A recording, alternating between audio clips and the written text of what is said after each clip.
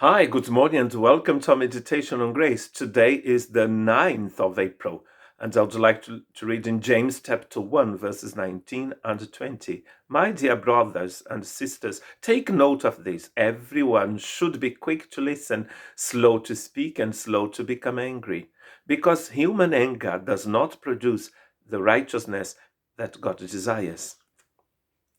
So we have been talking about God's grace and his wisdom and how he's given us everything we need to have a heart that is changed completely according to his righteousness. And then he's going to talk to this community, these Christians, these brothers and sisters who were dispersed because of persecution, some people believe. At least half of his letter is going to be about the the use of words, the use of the way we speak. Actually, it is an exhortation for people to listen more, to stop talking. So he doesn't say here that we should be quick to speak, but quick to listen, and that is wisdom, to listen, and then slow to speak. And then, in the same context, he's saying that we should be slow to anger. So I believe to become angry. I believe that the words here are linked to the fact that people get angry, that they become angry.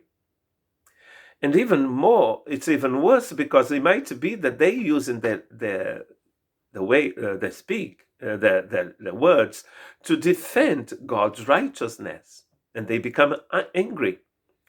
And then we have to understand one thing, that God is three times holy. He's holy, holy, holy. So he is separated from everything and from everyone. He doesn't need you. He doesn't need anything. He doesn't need us to defend him. He doesn't need a lawyer because he has sent us his lawyer to defend us because we need that, but he doesn't. He is God. And then, of course, uh, this thing that comes out of our mouth comes from our heart. This anger comes from our heart. I forgot the word anger. This anger comes from our hearts.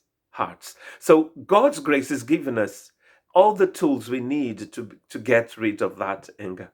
Because if it's not there, it's not going to come out of our mouth. And why we are not sure, we should just not say anything. Especially when we think we are defending God. God never asked us to defend him, but to proclaim his gospel, to proclaim the good news, the tidings of great joy, says the text. That's what we were sent to do. But we're not sent to defend God's righteousness. Paul says that in Christ we have become God's righteousness. So we have God's righteousness in us, in Christ. The same way our hearts will be changed by Christ. The same way Christ is our wisdom as well. And then the words that come out of our mouths, they should be the words of Christ. And then we will understand that we don't need to defend God by using our anger in the way we speak, because we are going to contaminate ourselves and contaminate others as well. And it's actually hard to understand which way it goes. Sometimes we contaminate ourselves first, and then because we are contaminated, we contaminate other people with the way we speak. God bless you.